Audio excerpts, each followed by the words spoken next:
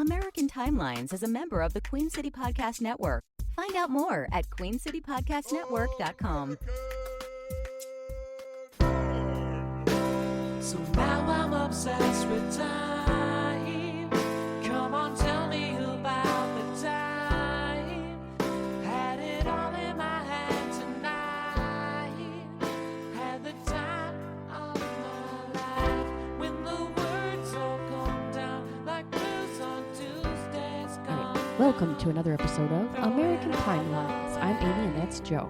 And we are History for Jerks. History for Jerks. And we have dropped into a new year, 1958 for you. 1958. What a year. Yeah, we are It's getting, packed. yeah, it's packed with stuff, man. And we are getting to the end of the 50s. Our season 5 has been going on what seems like an eternity. Since the 50s. Yeah, pretty much. Since the 50s. This was a current event show. This was. At Yeah, one time. we started this in the 50s. We were alive in the 50s. And for some reason, we just never moved on and we're still talking about We're the 50s. still in 1958 as we slog through the monotony. All right. So if you like monotony, you've come to the right place. Stop. That's not true. No, Minutia, maybe. Minutia. All right, go ahead. We're slogging through the minutia. But we're going to jump right in 1958 and not take a minute longer of your time, except to tell you about Magic Mind, which I just took a quick shot of. So you will hear me becoming more. What do you say? More energetic and lively and in the creative zone in the next hour of this podcast. Boy, that's a lot of pressure for you. Because I took a shot of Magic Mind, which, by the way, Pete Holmes loves it. I met Pete Holmes this weekend at a comedy show. He loves Magic Mind, by the way. He's a comedian. I forgot to tell him, hey, they sponsor my podcast, just because we didn't get a chance to talk about it. But Pete Holmes loves it, man. All right. And it does a really good thing. It's got matcha and all kinds of cool things. It's really, it's the mushrooms mixed. It's all vegan now with agave instead of honey. So Oh, boom, that's nice. Welcome aboard, vegans. Anyway, Magic Mind, check it out and check out our code. You can get a discount by using our code, American Timelines. What's the code? MagicMind.co. MagicMind.co/American. And get up to 56% off your subscription for the next 10 days only with my code, American20. All caps, American20. Put that code in. You get 56% off your subscription. Used to be only 40%, but Magic Mind is like, yo, we love American Timeline so much. Get your prescription. It really, it makes me feel good. All right. All right. Now let's jump into the show, 1958. So as always, when we jump into a new year, Aim, there are things that don't really have an exact date, but they happened in that year. Some are like an amalgamation of things, but I'm going to go through some of those things before we jump into January. How about that? That sounds good. All right. You know how we used to talk about the price of things? Yes. A price of an RCA Whirlpool refrigerator. What do you think it was in 1958? $43. 8 cubic feet. No, in 1958 it was $118. Yeah, That's a pretty lot good. of money. That's good though. 1958. Can you imagine getting a refrigerator for $118? Well, what is that? $118 in today's money though? $85 billion. $1,000. Gabillion. No, I have no idea. Okay. But here's a little thing that was happening in 1958. The word modem was first used in 1958 Oh. and is derived from the words modulator and demodulator because it performs both tasks in order to send and receive data.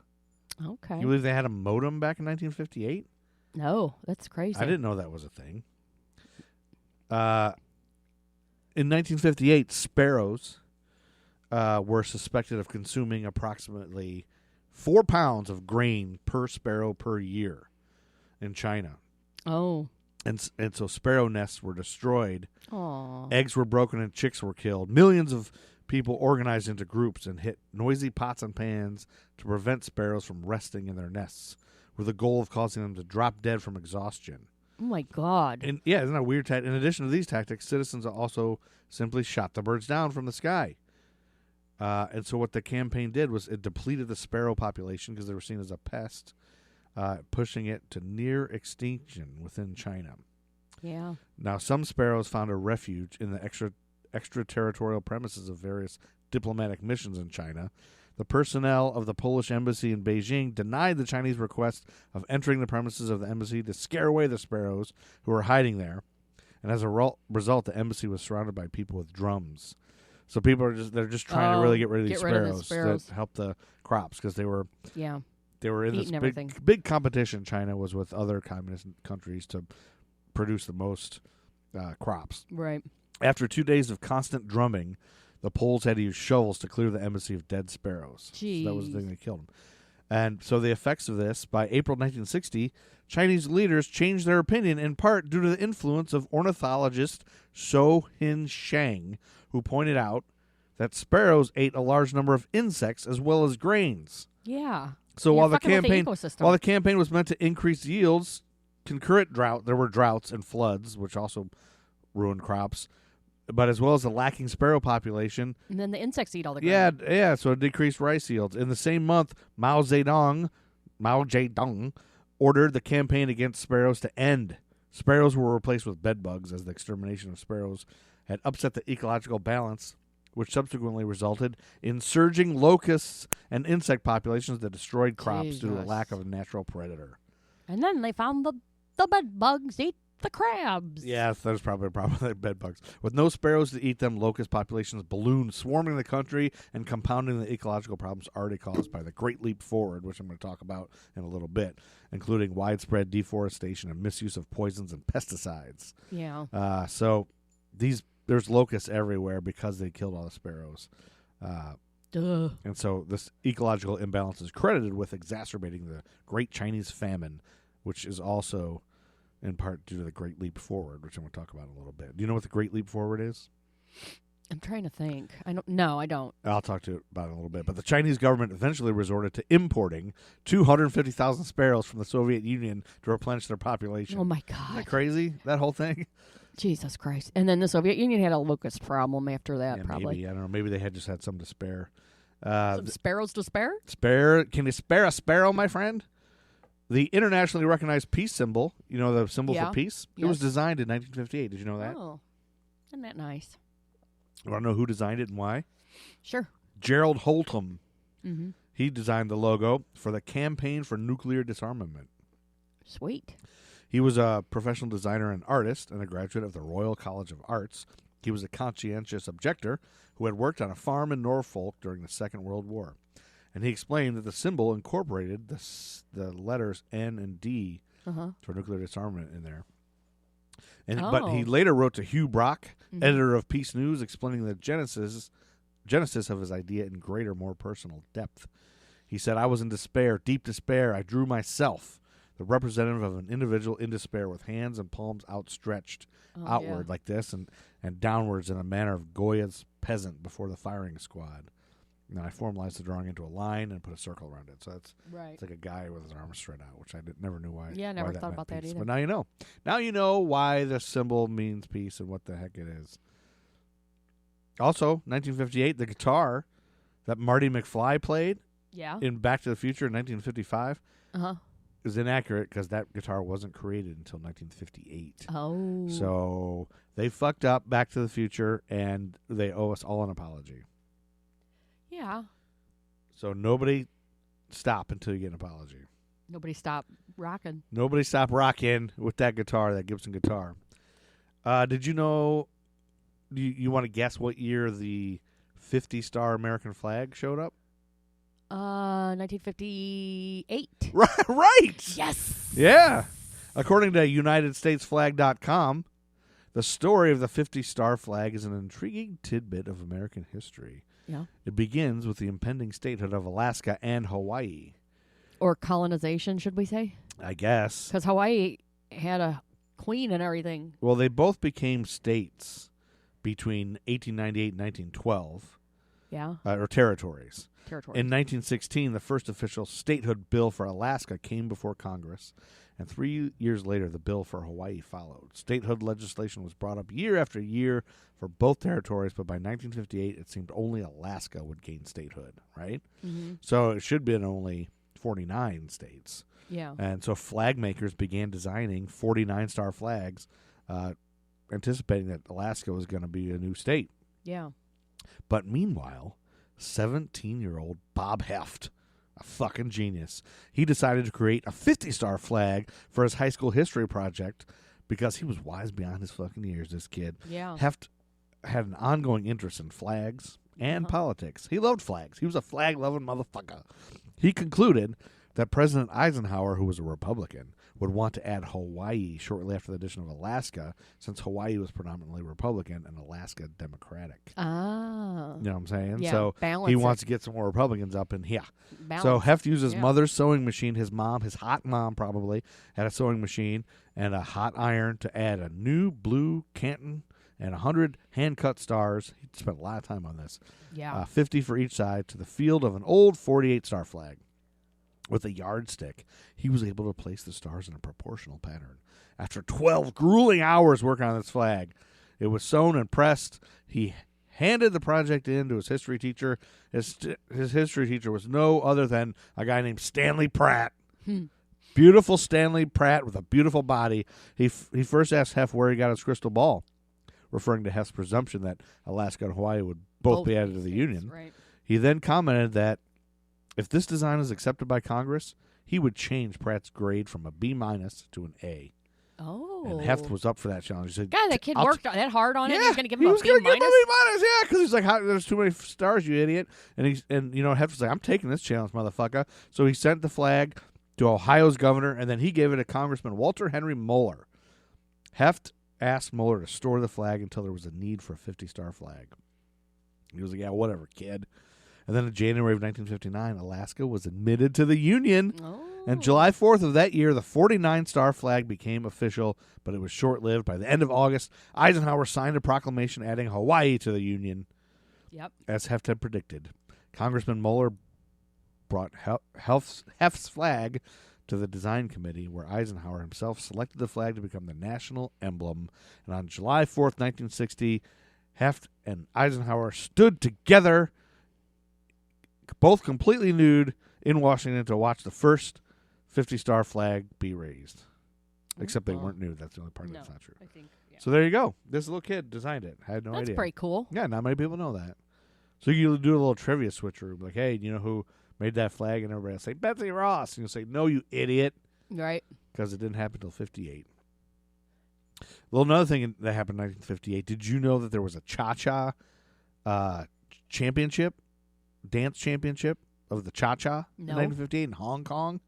No. And you know who was the national dance champion winning that championship? No. Bruce Lee.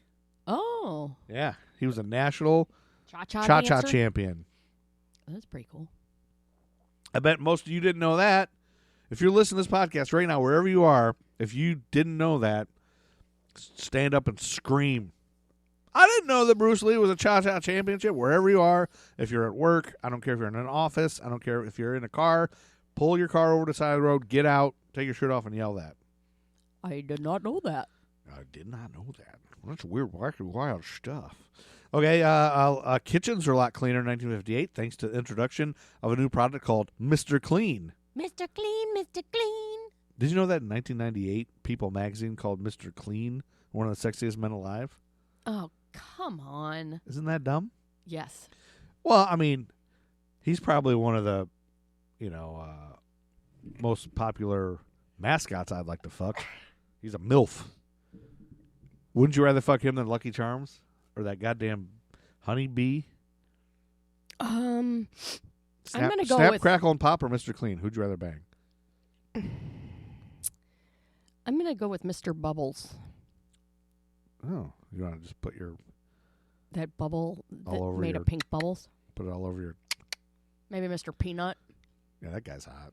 I like a monocle. That guy knows how to fuck. All right, Michael Jackson, Yeah. Prince, and Madonna were all born in the Great Lakes region within 2 months of each other in 1958. Did you know that? Wow. So that's just a little preview of some birthdays. What was we're in gonna the have water? This next few episodes. Yeah. Yeah, Prince was born in Minneapolis, Madonna in Bay City, near Frankenmuth, Michigan, by Saginaw, and Mikey J in Gary, Indiana. It's always Christmas. All the Great Lakes region. The Great Lakes region makes the greatest people. Because guess what? Yep. I'm from the Great Lakes region, motherfucker. So History for Jerks would not exist if it weren't for the Great Lakes. It's always Christmas in Frankenmuth. Frankenmuth, it is always Christmas. You all should go to Frankenmuth immediately. So there you go. We'll get to those birthdays a little more in depth in the next few episodes. Because 1958 is a great year for great musicians. In 1958, Crayola changed one of their crayon color names. Was it from some kind of racial slur? I don't think so. I think it was just that they originally had a color called Prussian blue. Oh. And I think they changed it because most kids didn't know, never heard of the old nation of Prussia. Exactly. And they changed to midnight blue. But Prussian blue is a synthetic color that was created in like 1704 by a chemist from Berlin who mixed a red dye with iron sulfate and a cyanide mixture because he needed a dark blue. And that's what he got. I'm not sure why he wanted that blue. I don't know if you know this, but Larry King crashed into JFK's car in 1958. What? Yeah. Larry King crashed into JFK's car, according to an episode of Jimmy Kimmel where Larry King told the story. Oh, my God. And Larry King said that JFK said he'd forget the whole thing if King just promised to vote for him when he ran for president. That's a thing that happened in 1958. The American Express card was introduced in 1958. Cracked magazine came out in 1958. And AARP, your favorite magazine that you now get, came out in 1958. Shut up. What's Shut the up matter? about that. You just shut up about that. Well, congratulations. You are now an AARP. You know what? Maybe eligible. I'll go to the grocery store at 7:30 on a Wednesday and get a discount. You should go to the grocery Fuck store. you. You could go to Burger King at 5 a.m. now and fit right in. Shh. You would get a lot of attention from those old guys that sit at Burger King at 5 in the morning. Ew. And now we're jumping into January of 1958. January 1st, 1958 was a... What day of the week was it, Aim? January 1st? Yeah. What day of the week was it? Tuesday. No, it was a Wednesday. Oh. You definitely don't have that autism where you can No. know every No, day. I don't. I know a couple of guys that could do that. Quit Anyway, bragging. on that day, January 1st, 1958, the Ohio State Buckeyes,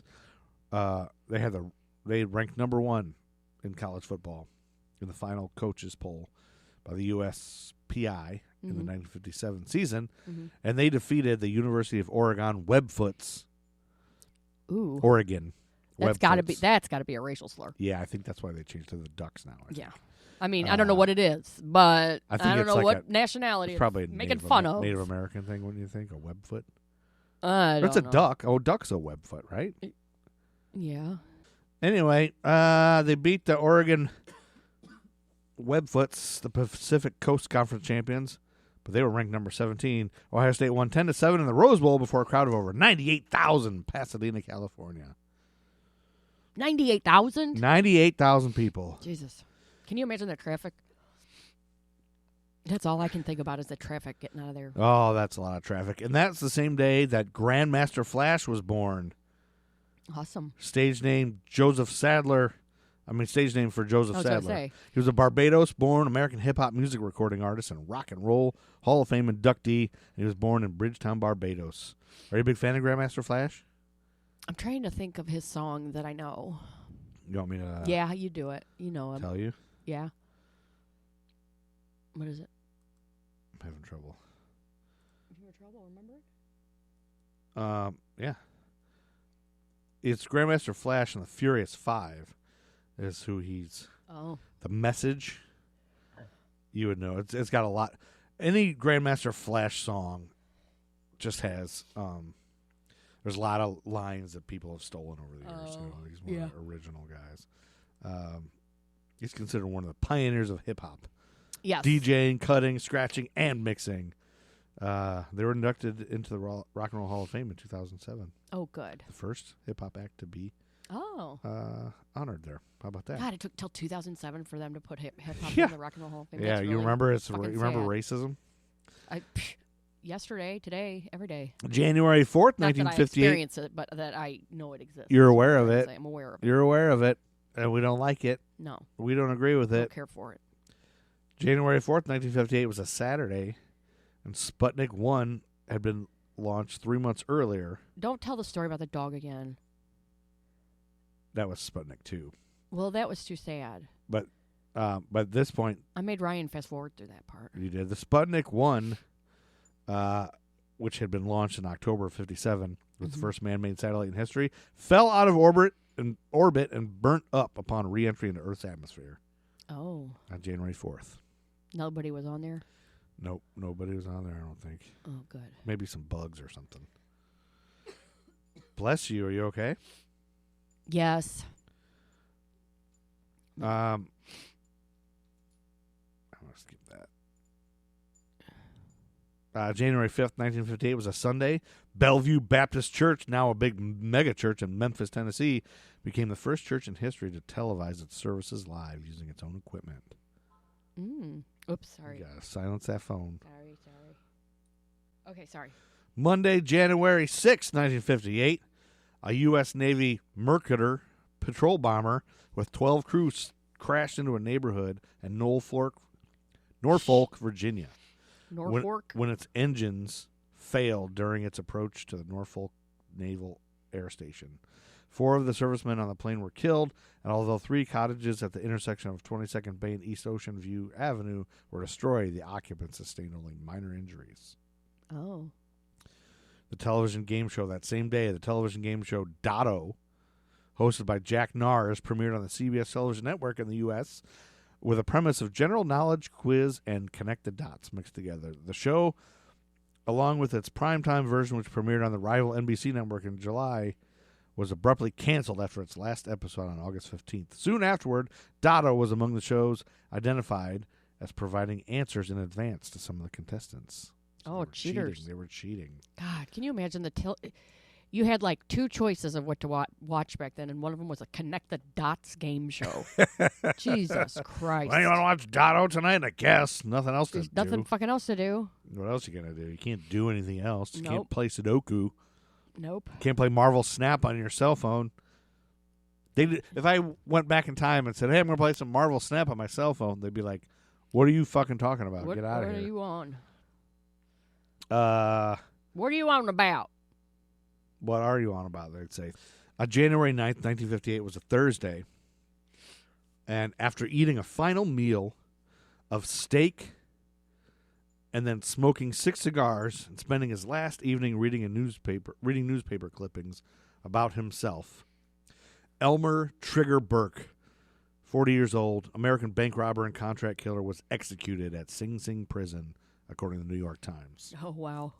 He was placed into the chair. He waved and smiled at the crowd that had gathered to witness his execution. He was a bank robber? Bank robber and contract killer. This killer. was all according to Public Enemy #1, The Short Life and Violent Times of Two Gun Crowley and Trigger Burke, which is a book by John William Toohey. Who was Elmer Trigger Burke, you ask? Well, I'm about to tell you who Elmer Trigger Burke was. All right. He was a notorious hitman during the mid to late 40s, nicknamed Trigger because he would shoot people behind the ear with a .45. Yikes. He was raised by his idol and his brother, Charlie, who had been murdered by a man named George Gull. And after that, everybody knew about Trigger, so they knew George Gull was living on borrowed time. To get revenge years later, Burke shot Gull, you guessed it, behind the ear. Oh, man. But Trigger Burke, he would shake down businesses in Manhattan, and he'd have them pay him for protection. He murdered his pal Edward Poochie Walsh, who was sitting in a bar because he intervened when Burke got in a fight with another patron. Uh-huh. And Poochie stopped Burke from kicking the man while he was down. Oh. Seething, Burke questioned Poochie's loyalty. He left the bar in a huff and returned around 3:30 in the morning. Joe Pesci type. Yeah, he's a little guy. Mm-hmm. Little tiny guy. And he returned a little bit later to that bar at 3:30 a.m. with a pistol and proceeded to shoot Walsh dead in front of a half a dozen alcohol-added witnesses. Jeez. Now, they were friends, so right. he didn't give a fuck. Yeah. And in fact, Burke was dating Poochie's sister at the time. Oh, my God. So Elmer Trigger Burke was approximately 5'7", and he weighed approximately 140 pounds. He never fought with his fists, always used his .45. After Poochie Walsh's death, the 33-year-old Burke eluded authorities for more than a year until he was suspected of plugging another neighborhood guy. In November of 1953, ex-con John McQueenie was shot in the back of the head in a Hell's Kitchen tavern. Same M.O., same prime suspect. But detectives hoping to pin this one on Burke were stymied yet again because the bartender and several customers who were there told cops they didn't see a thing. I think they were scared of Trigger. Everyone was glued to the boxing match on TV, they said, including the victim who never saw his killer coming. 2 months later, the New York PD finally named Burke a murder suspect after a third shooting. And this was George Gull, who had killed his brother. He was found with 2 bullets to the back of the head on West 53rd Street, just a block away from the 9th Avenue bar where McQueenie was gunned down. Cops couldn't find Burke, though, who by then was said to have built a thriving business as a gun for hire for local gangsters. When he wasn't shooting friends and acquaintances, Burke was the number one suspect in a string of unsolved murders in the underworld since 1952. But cops couldn't find him because he was up in Boston, where he'd lined up a contract killing linked to the infamous Brinks robbery. Remember we talked about the Brinks robbery of 50? Yes. So those guys, they knew that one of their guys was going to talk, so they hired Trigger Burke to silence Joseph Specs O'Keefe. Oh, because they thought he was going to be the one to talk. Because they thought he was going to blab to the feds. According to police, Burke opened fire on O'Keefe with a machine gun from a moving car, but he only managed to wound him. Boston police nabbed Burke at a hideout days later and found the machine gun that got him a life sentence under Massachusetts law. So at this point, he was locked away in a Boston jail, and you think, oh, they got him. He's done. He's done for, right? That's what you think. So he's awaiting trial in this Boston jail, facing a grim future when he made a daring daylight escape. Oh. You see, his Brinks robbery benefactor who paid him to go kill that guy had paid inmates to disable the locks on jail doors, and it paid guards to look away, allowing Burke to jump into a waiting getaway car and lam it up just days before his trial was set to start. Okay. For over a year, Burke hid out in a rented Charleston, South Carolina house he shared with a pal who was himself wanted for a Queens, New York bank robbery. That arrangement ended, though, when the friend and his wife went missing and were presumed dead. Yeah, I was going to say. 2 more likely homicides tied to old Trigger. But an anonymous tip led to Burke's capture, and he was extradited to New York, where he went on trial in 1955. His litany of alleged murders shocked the public, but the accused homicidal maniac was only tried for the slaying of his old buddy Poochie. Burke's lawyers made much of his hard-scrabble background in an effort to gain sympathy with the jury. They said, oh, he's just 5'7", he's only 130 pounds, he's poor, he had religious parents, he had spent time in a reform school as a teen for armed robbery, he did a nickel upstate for a liquor store holdup while blind drunk, he joined the army, he served, he was in the Battle of the Bulge, give him a break.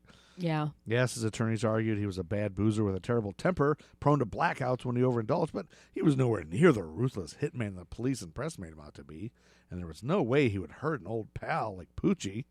Uh-huh. But the jury wasn't convinced. That's good. And the fearsome killer known as Trigger was sentenced to die over what amounted to a drunken fit of rage because they never got him for any of the other alleged murders.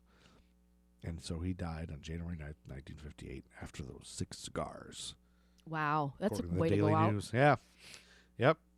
Electric chair. You can see pictures of him online. He's just a little baby guy. There's a baby. Then on Sunday, January 12th, 1958, that little baby criminal, just a little tiny sweet baby. On January 12th, 1958, it was a Sunday, Chairman Mao at Nanning, the capital of the Gyeonggi province, China's leader, who Chairman Mao is, he announced his plans for the Great Leap Forward, which I mentioned earlier. Yes. This was a 5-year economic and social plan to revise agricultural production to the People's Republic of China by the relocation of farmers into people's communes in order to increase the amount of food produced. So China was in this big competition with Russia and other communist nations to be the most communist. Like, yeah. We're gonna show that we're the greatest communist nation. We're gonna make so much stuff by being no more capitalism anywhere, and we're gonna be the greatest communist and show how great communism can be. Right. The result: an estimated 20 million people dying in starvation. Yep. See, the Great Leap Forward was the second 5-year plan of the People's Republic of China. It was an economic and social campaign from 58 to 62 to move the country from an agrarian economy into a communist society. Mao decreed that efforts to multiply grain yields and bring industry to the countryside should be increased. And so, instead of receiving a payment proportional to the work they performed, commune members would now receive most of their income based on the communist distribution principle of to each according to his need, Right. known as free supply. Yeah. So in the new system, income entitlements were determined based on the average daily caloric needs of each demographic group. Oh my Males, goodness. women, children, Yeah. and the elderly. So depending on what you were, they determined what you needed, And they gave you and that's what you got, no matter how hard you worked. And in accordance with these entitlements, and regardless of labor participation, 70% of the commune's distributable income was distributed at the end of each harvest. Only 30% of the total was given based on work that was actually completed. So you did get some based on completion, but only 30%. And to ensure that all remnants of capitalism were thoroughly eradicated in the new communes, small private plots and domestic animals that individual families had previously were now communized. Oh, yeah, those poor people Yeah. lost all their shit. They lost all the stuff they had worked for. And free markets where peasants would sell their surplus was now abolished. Private farming was prohibited, and those people who engaged in it were persecuted and labeled counter-revolutionaries. Mm. Restrictions on rural people were enforced with what they called public struggle sessions. Anybody who was found trying to sell a surplus or their own things, they would be Out subject. them, Yeah, shame them. and they would be a struggle session as a public beating to death Oh my God. of anyone caught private farming. Oh my God. Public struggle sessions, they called them. And to spur even greater increases in farm output, there were contests held throughout the countryside where first the members of one commune would pledge to double their grain output at the next harvest. Then a neighboring commune would counter-pledge to raise their harvest by 125%, and so on. Yeah. And by August of 1958, Central Party leaders believed that food was abundant, even though it really wasn't, because everybody was afraid Or to tell say the truth about how much they were making. Yeah. Right. They were nowhere near these quotas, but they said they were meeting them. And then local officials, who also knew the reports were grossly exaggerated, they were afraid to tell their superiors because they had to fill quotas too. So Yeah. they lied, inflating their harvest estimates while squeezing every last grain from the poor peasants who were compelled to tighten their belts just to survive, scared to disturb their superiors. Yeah. That I've been in a lot of sucks. places where the boss at the top is yelling and screaming at everybody, so Yeah. everybody's afraid to tell them when they fail because they don't want them to know. Then they get mad when Yeah. nobody tells them anything. Right. It's a terrible way to manage things. Higher officials did not dare to report the economic disaster which was being caused by these policies, and national officials blaming bad weather for the decline in food output took little or no action. Millions of people died in China during this Great Leap, with estimates ranging from 15 to 55 million, making the Great Chinese Famine the largest or Wow. second largest famine in human history. And, couple that with the weather and the sparrow thing. Right. Yeah, no awful. kidding. I got a lot of this information from wondriumdaily.com. And that's a reputable source. I think so. Looked like a pretty cool website. It had limited ads everywhere. Only a few porn pop-ups on that page.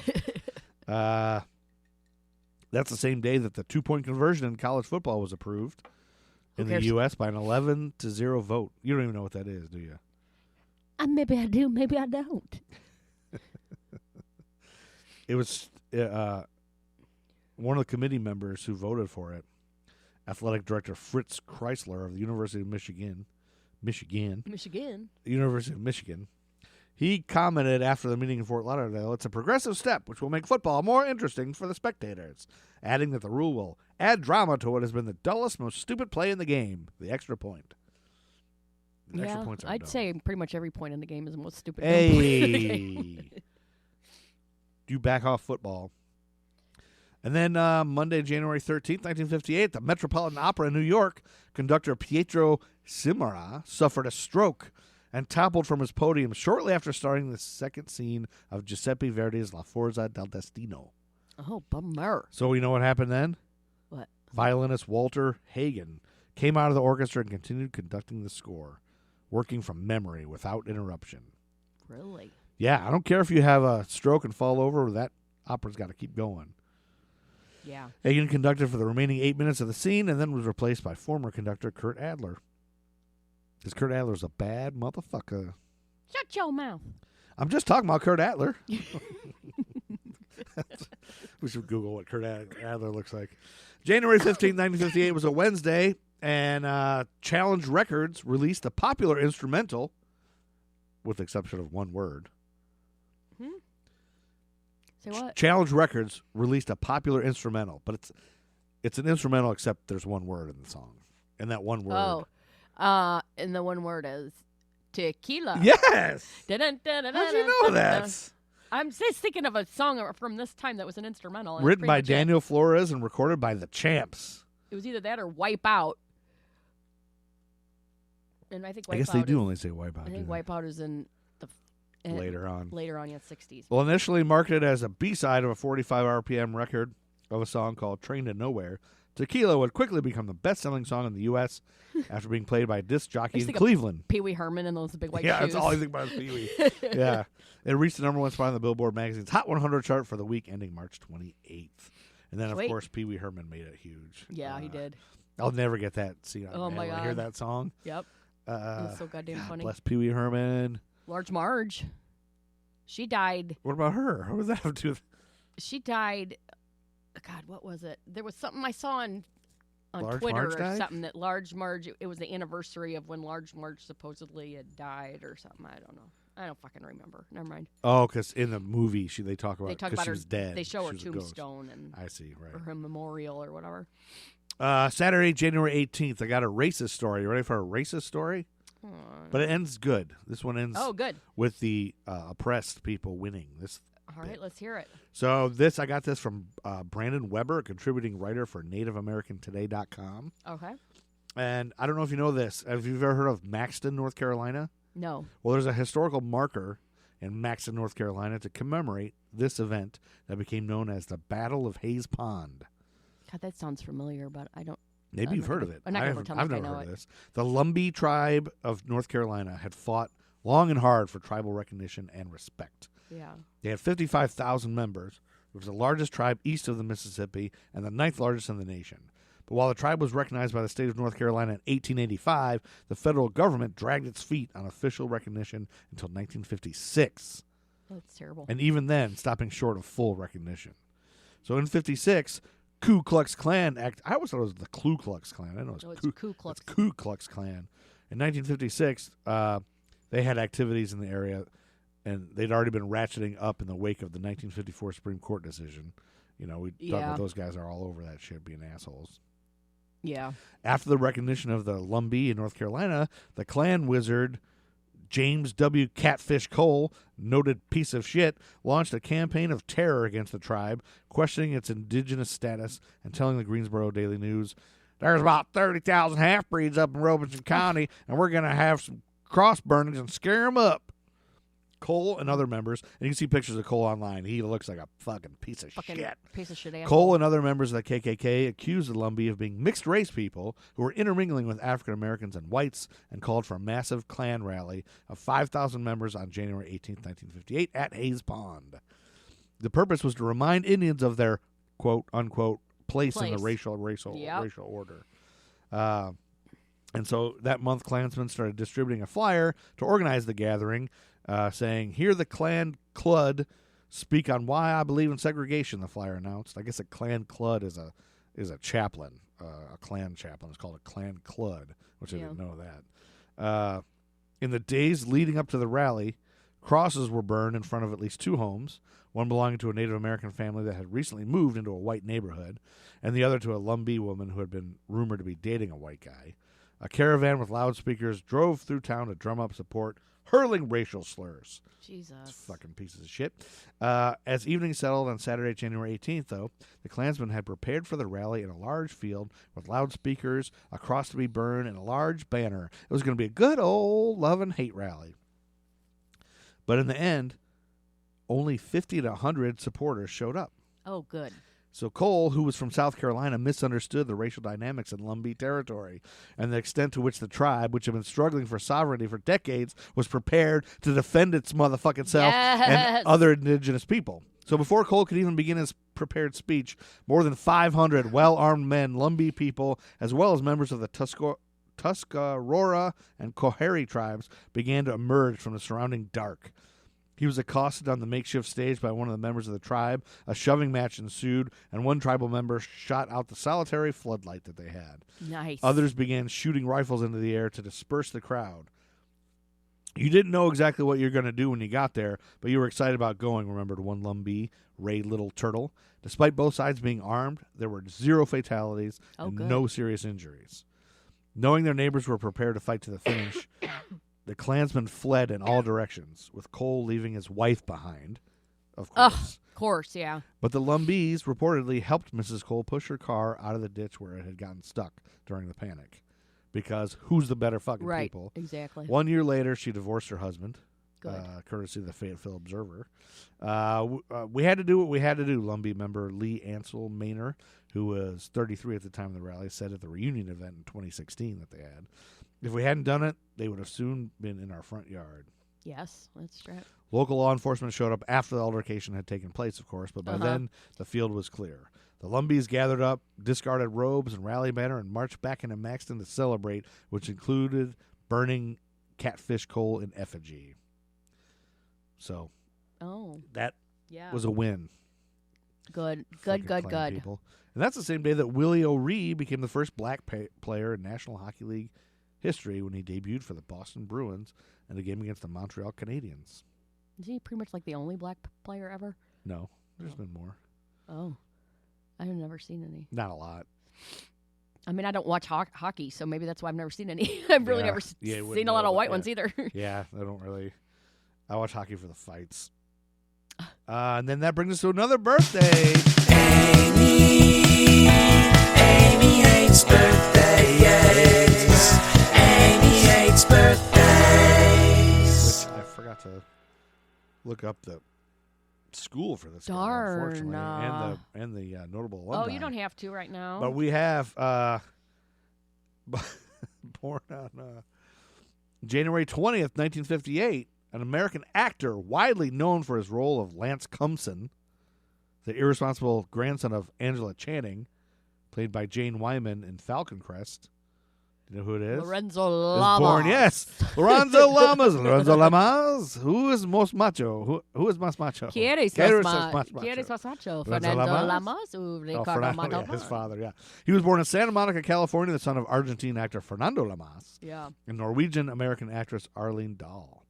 He's a stepson of swimmer and film star Esther Williams. Did you know that? Who married his father when Lamas was 11 years old. Oh. Both He's Williams and dripping in Dahl were privilege. best friends of actress Jane Wyman, who knew him from birth and would later work alongside him on Falcon Crest. That's right. Yeah. He was brought up in Pacific Palisades, California, and moved to New York City in 1971. In 1979, he took up Taekwondo. How about that? Yeah. He graduated from the Admiral Farragut Academy in Pine Beach, New Jersey in 1975. Team colors are blue and yellow. Home of the Blue Jackets, baby. Look this up. Home of the Blue Jackets. Notable alumni include Rear Admiral Alan Shepard, Brigadier General Charles Duke, and also, I'll find somebody that we know. Stephen Stills. You know who that is? Yeah. He went to that same school. So there you go. So now I've discovered I don't have to look it up in advance. I can just Google it while I'm talking. So there you go. Lorenzo Lamas is now alive. And that brings us to January 21st, 1958, which was a Tuesday. And my beautiful bride, Amy, who Yes. looks better and better every year that she ages, I think that's a bunch of bullshit, but whatever. has a murder story. Yes. And you are gorgeous. You are a beautiful woman, Cinder. People don't know how beautiful you are. Stop saying that. All right. Okay, you're gross. I'm going to talk about the killer couple, Charles Starkweather and Carol Ann Fugate. That are killer couple? And they were Tell the me more. inspiration of the 1994 film Natural Born Killers. Oh, you're kidding and me. Badlands from the I did not 2004 movie Badlands. I don't know that movie, but I didn't know that Natural Born Killers was based It's on real loosely, people. very Oh, loosely. Loosely. So, Hollywood, California. portrays this couple as this lust-filled, hell-bent, nothing to lose, love each other till they drive off a cliff. Like Bonnie and Clyde type of kind thing. of deal, yes. But there's really a question. It's hard to tell If it was really like that. yeah, what the deal is. So let's start in Lincoln, Nebraska. Okay. Charles Starkweather was one of 7 children born November 24th, 1938, Wow. to parents Guy and Helen Starkweather. Okay. He was born with a condition called genu varum, causing him that? to be bow-legged. Oh. And later on in life, he also developed a speech impediment. So Salt and Pepper would have been into him. He Because they claimed- like the bow-legged one. Oh, that's right. He claimed this had made his life very difficult growing up because he was often teased and bullied. So, for the speech impediment or and the the bow-leggedness? both. I mean, yeah, kids pick on you for anything. Kids So- are assholes. Kids are assholes. Over if you're a time, kid listening to he this, you're an started- asshole. All right, shush. Go ahead. Over time, he Sorry. started getting a chip on his shoulder, Yeah. and then he started to get, as he got older, he started getting stronger. He was like working out and Okay. stuff. So then he started being a bully. Getting stronger. Yeah, in revenge for all the bullying he So took. then, yes. So after he left school at 18, he dropped out. Okay. He got a job as a trash man. Trash man. And then he goes and works somewhere else, and he meets 13-year-old Carol Ann Fugate. And he Oh, was 18 gross. at the time. Oh, so the same thing as like Jerry Lee Lewis. And all Kind of, that. yeah. And the two of them hit it Except it's off not and cousins. kind of liked each other right away. Yeah, people dated. And they start 13-year-olds. dating. God, But that's weird. Carol's parents were not cool with the whole deal. Yeah, I wouldn't either. I don't want some 18-year-old bow-legged future murderer with a lisp to Right. date my 13-year-old. He kind of had a thing for James Dean. Like, he Oh, he's tried to acting dress like like him? him, Okay, yeah. and put his hair like him. And, like, he felt like he was What's like that weirdo him. So hanging around our daughter? he eventually got fired from his trash job for not putting in the work, and they told him he was lazy. Yeah, you can't be lazy on a garbage job, man. And at this time, he also lost his rented room because he wasn't paying the rent. So Yeah, you got to pay your rent, motherfucker. then on December 1st, 1957, Yeah. Starkweather abducted employee Robert Colvert from a Lincoln gas station after the employee had refused to allow Starkweather to get something on working credit. Oh, He was so trying to buy a stuffed animal for Carol Ann, and Oh, he he said he would. would do it on credit, and the guy was like, "No, So he kidnapped the dude? So he abducted him, yeah, and then he takes him to the secluded area in Lancaster County Road and shoots him in the head. Oh shit! Then on Sunday, January 19th, Yeah. 1958, Oh, the same day that. We already said that date. I so know the we same did. day that. Oh yeah, that's the day that the Klan rally thing. Oh no, that was the 18th. Oh, same day that nothing happened. All right. Nothing happened on that date. Sorry. So after they had been dating for some months, On the Carol 19th. said later that she broke up with Charles and told him she didn't want to see him, but he wasn't going to give up and he just No. pursued her and pursued her. Yeah, a guy with a lisp and a bow leg that loves James Dean is not going to give up. So on Tuesday, the 21st of Yeah. January, he goes to Carol's family home, and an argument breaks out between him and her parents. Oh, so he argues with the parents because she broke up with him? No, he's not supposed to see her. And he goes to the home, and the parents Oh. are like, "You need to get out of here. We told you can't Yeah, see you her." can't see her. Yeah. And so he shoots them both and kills Holy them. shit. Then he goes in and he kills her 2-year-old half-sister. Oh, And then he hides their bodies in an outhouse at the back of the property. holy shit. So she's not home when all this goes down. She's Yeah. at school. Oh, she's not even there? She's at school. So she comes home, and it seems like the house is just empty. But then she finds him alone, and nobody's there. And so at this point, she says that Starkweather told her that her family were all being held hostage, and if she didn't cooperate with him, they would all be killed. Oh. That's what she said. So in Natural Born Killers, the father is Rodney Dangerfield, right? He's a wife beater and stuff. I think. So that part's probably not. Yeah. obvious, So sorry. Carol and Charles then spend the next 6 days in the home. With those dead bodies? Yes. During this time, relatives came by on 2 occasions to see where the family was, as it was unusual for no one to have seen them. Wait, well, they're in the dead bodies are in the outhouse. Yes, but they're on the property, Right. whatever. So they're not in there with the dead. So the first But visit, she still has no idea. Right. The first visit was from Carol's older sister, Barbara Von Bush, who attempted to visit the property on January 25th. Okay. Carol answered the door but wouldn't let her in and said that the whole family had the flu. That was a Saturday. And Barbara thought it was kind of odd. And after leaving the property, she did contact the police and ask them to do a welfare check, which they did, and were met by Carol with the same story. Yeah. And then they just figured it was true, and they left. So a few days later, on January 27th, that was a Monday. yes, Velda Bartlett's mother, Pansy Street, who was Carol's grandmother, okay? Carol's grandma grandmother. Yeah. also came to visit the family, but was turned away by Carol, and that made her very suspicious.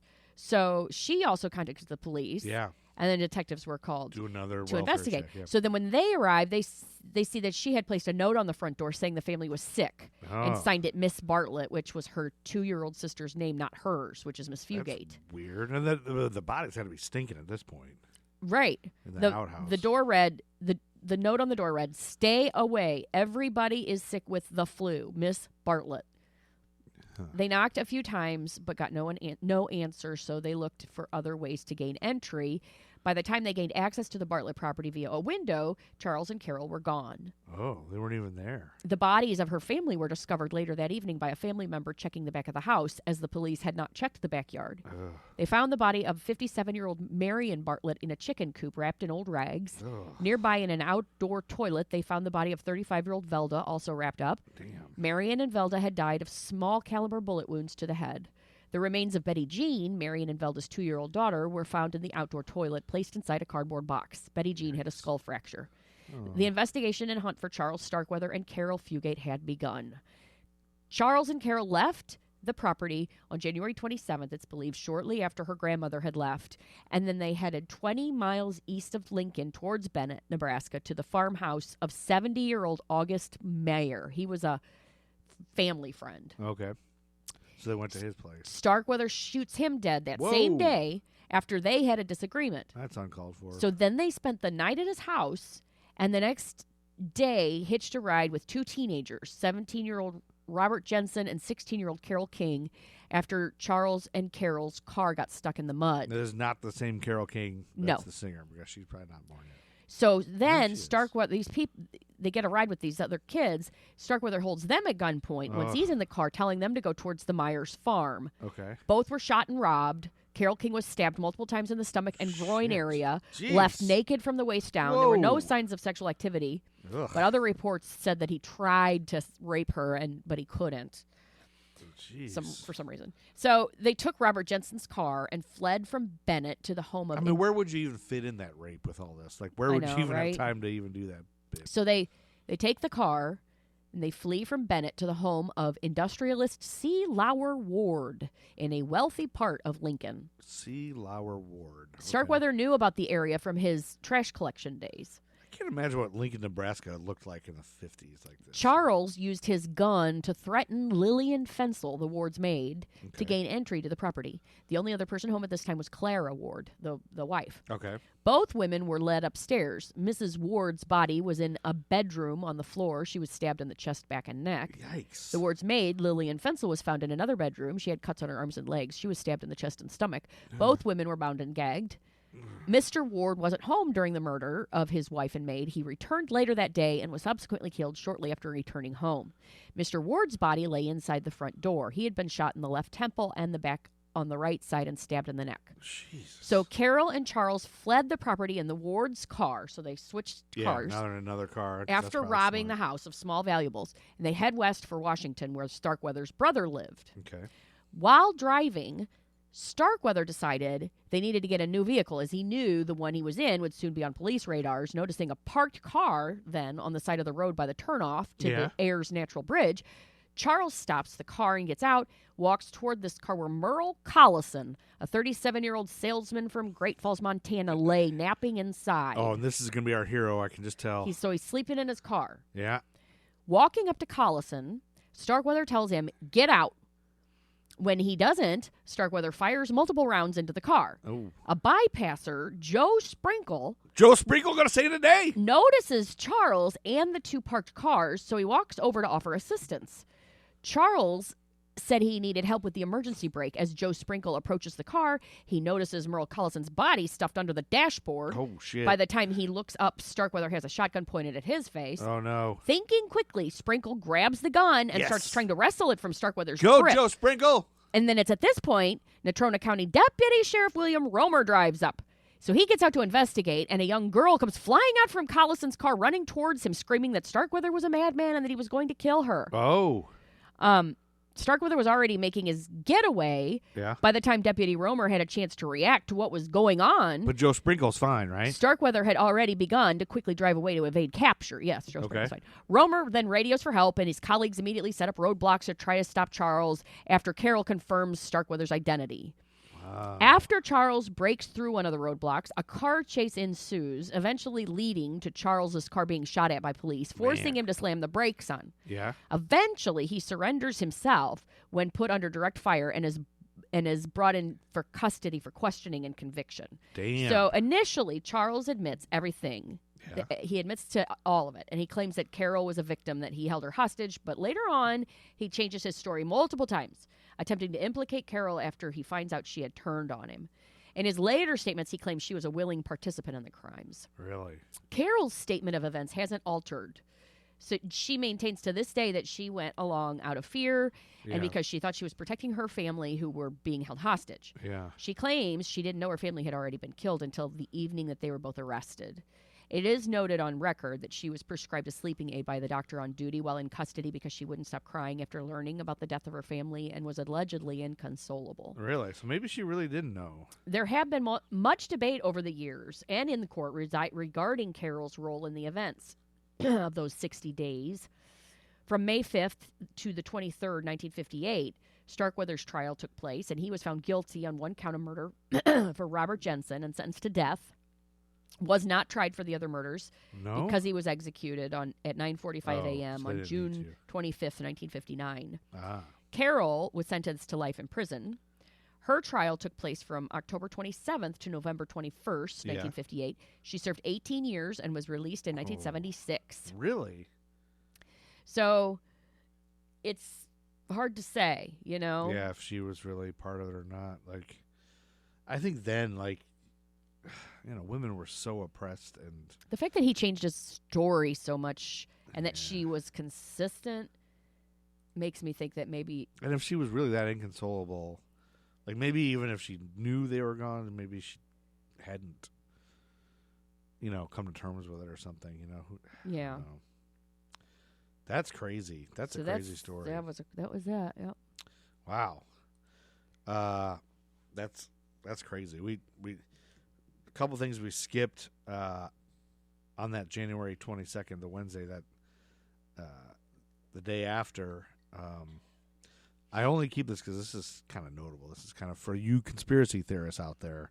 On Wednesday, January 22nd, 1958, UFO conspiracy theorist and retired U.S. Marine Major Donald Kehoe, co-founder of the National Investigations Committee on Aerial Phenomena, appeared for a live interview on the CBS program Armstrong Circle Theater to discuss government censorship of his findings, Oh. and was himself censored by the TV network. Oh, they wouldn't play him Well, during because he the was talking about aliens. during the episode called UFO Enigma of the Skies, Kehoe was starting to say, "We are meeting in secret with a congressional committee. If these meetings were public, it would be proved." He said that much, and then they cut his microphone off. It was turned off by the show's producer, Robert Costello. Oops. The silencing came as Kehoe departed from his script, which had been pre-screened by the U.S. Air Force. Oh. So, as far back as 1958, they were silencing people about UFO stuff. So, Yeah. we're going to soon know about all that, I think, when You the think? aliens tell us. And then we missed Ellen DeGeneres' birthday and Anita Baker's birthday. They're both born on the same day. Did you know that Anita Baker was born in Toledo, Ohio? No, I did not know That's that. where I'm from, I bruh. know. And then the toy building brick, Lego, had its first patent in January 28th, 1958. Yeah. And to celebrate that date, I don't know if you know this, but there's a Back to the Future Lego car with the car, and they have it set. The date is set to that date Oh. to commemorate that. And then Roy Campanella was paralyzed from an automobile accident on January 20th, 1958 from the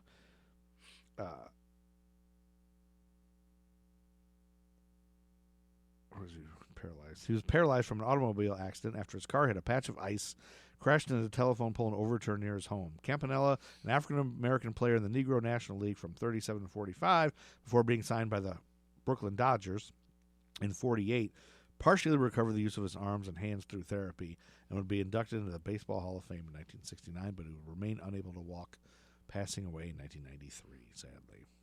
January 30th, 1958, the United States launched a satellite into orbit for the first time as Explorer 1 was sent up from Florida's Cape Canaveral on a Jupiter C rocket at 10:47 p.m. local time, almost 4 months after the launch of Sputnik 1 by the Soviet Union. January 31st, 1958, the quote, "What counts is not necessarily the size of the dog in the fight, it's the size of the fight in the dog," was uttered by, do you know who? No. The famous quote is by? No. You've heard that quote, right? No. A lot of people attribute it to Mark Twain, but it's actually President Dwight D. Eisenhower. Oh. He said it in a speech to the RNC on January 31st, 1958. Within a year, newspapers started quoting Bear Bryant with the same thing. Apparently, Bear Bryant did say that a lot, but it was originally Dwight D. Eisenhower. And not Mark Twain, not Bear Bryant. And that brings to the end of January 1958.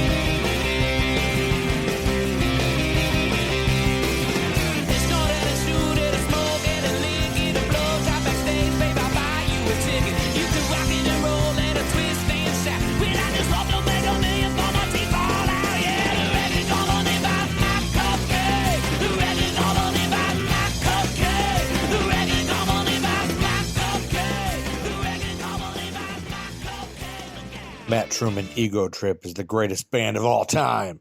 Buy their music.